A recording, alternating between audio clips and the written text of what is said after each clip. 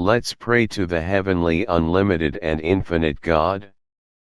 Let's pray together, one for all and all for one. Our Father who art in heaven, hallowed be thy name, thy kingdom come, thy will be done on earth as it is in heaven. Give us this day our daily bread, and forgive us our trespasses, as your infinite love and mercy permits it, and lead us not into temptation by leaving us at the mercy of psychopaths and sadistic entities. But deliver us from seen, unseen and human evils. God, please surround us with your unlimited goodness, love, and mercy. You have all the might, the power and judgment. In this talk I would like to dive into a few ideas to have an understanding of them, so we can see better what are the tools, what are applied on and to us, whether we want it or not. Illusion is a misleading image presented to the vision.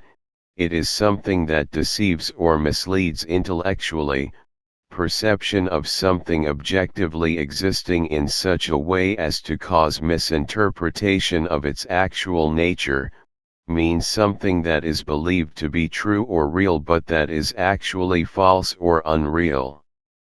An inability to distinguish between what is real and what only seems to be real, often as the result of a disordered state of mind. Illusion implies a false ascribing of reality based on what one sees or imagines. It is a mirage in its extended sense, applies to an illusory vision, dream, hope, or aim.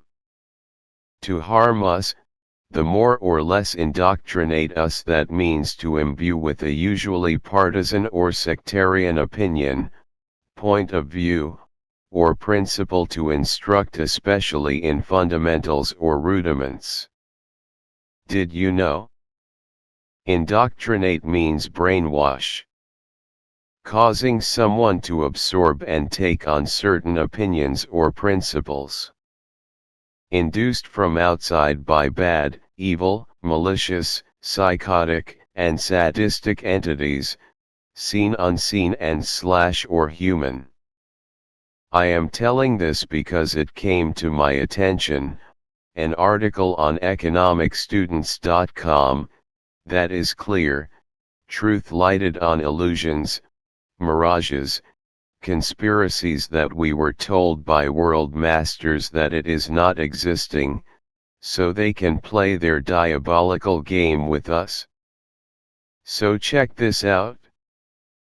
Planned obsolescence, the light bulb conspiracy. Enter the Phoebus cartel.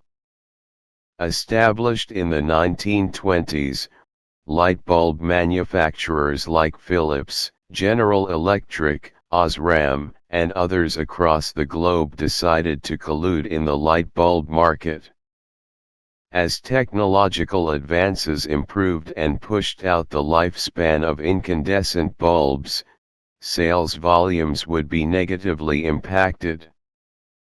Fewer, infrequently burnt-out bulbs meant less need for replacements, less demand for their products. While price fixing was a natural result of cooperation in an imperfectly competitive market, the Phoebus cartel strived to do more than hike prices. They went beyond limiting product innovation.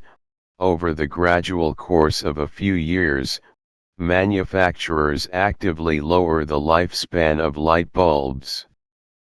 The industry standard of 2,500 hours in 1924 would eventually drop to 1,000 hours by 1940. Light bulbs were deliberately made more fragile, and competitors would be closely monitored, and if necessary, fined, to ensure strict adherence to product degradation. Couched within this time frame would be the Great Depression through much of the 1930s.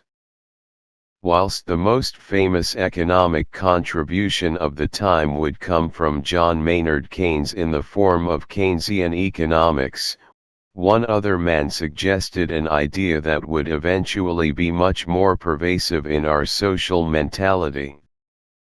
In 1932, Bernard London proposed that to solve the Great Depression, all goods were to be produced with planned obsolescence, that everything would only be usable for a finite time before rendered obsolete.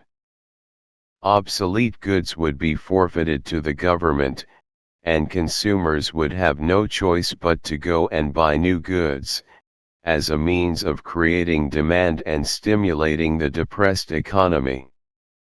This far-fetched proposal understandably failed to gain traction, due to its unpopular and rigid nature, but his musings did not fall on deaf ears. What was shot down in the 1930s would adapt and come back stronger in the 1950s, thanks to industrial designer Brooks Stevens. With an ideology that centered on designs that felt new, his influential status in America directed the focus of consumers to the way products looked. Distanced from the notion of a product's functional obsolescence, Stevens would rather push to instill in the consumer the willingness to chase the latest trends, to sooner abandon their old products in favor of the newest design. This propensity to purchase the latest novelties would be a big force in developing a consumerist society, one that has carried on to something we still strongly subscribe to today. That said, the story of the sabotaged light bulb from the early 20th century is not rendered irrelevant. Although obsolescence may now seem to be a simple matter of design and tastes, beneath the surface there are still many cases of intentionally dysfunctional products. So no surprise. Yes, conspiracy, meaning a plan secretly devised to accomplish an evil or treacherous end. Careful foresight in planning a complex scheme. Secret underhanded maneuvering in an atmosphere of duplicity. A secret agreement among several people fix prices and / or involving persons of some eminence. Exists. Just fine and well. It is hiding in every industry, products as in human political, religious, financial manipulations. They are applied to us always.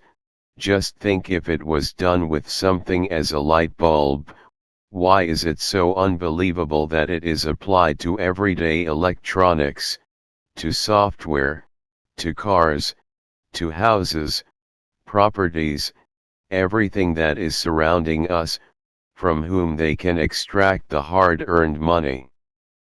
Think how disgraceful it is when billion-dollar companies do not support their expensive products. Remember Windows canceling software support? The same for Apple. Phone companies selling people's personal data, for thousands of dollars per month, yet charging people for service and so on.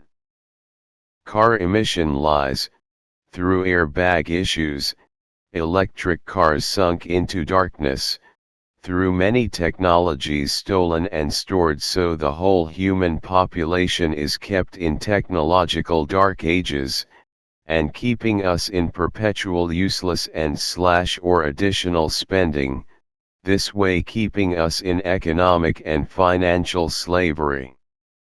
That drains seriously our life energy. So here we are. If this continues, society will be even more separated and polarized into a few extremely rich and lots of extremely poor people. Is this a future that you, dear listener, want? For you and for your kids? And for your grandkids? God Jesus Christ the Son did not want this at all. Allowing this is not the Christian lifestyle. Jesus wants us peaceful but not stupid. Not ignorant and docile. God Jesus Christ does not want us brainwashed, indoctrinated, and manipulated, zombie-like industrial robots, slaves, who live just for work and paying taxes and fees. Let's pray. Let's pray to the heavenly, unlimited and infinite God. Let's pray together, one for all and all for one. Our Father who art in heaven, hallowed be thy name, thy kingdom come, thy will be done on earth as it is in heaven. Give us this day our daily bread and forgive us our trespasses, as your infinite love and mercy permits it, and leave and keep us not into temptation by leaving us at the mercy of psychopaths and sadistic entities. But deliver us from seen, unseen and human evils. God, please surround us with your unlimited goodness, love, and mercy. You have all the might, the power and judgment.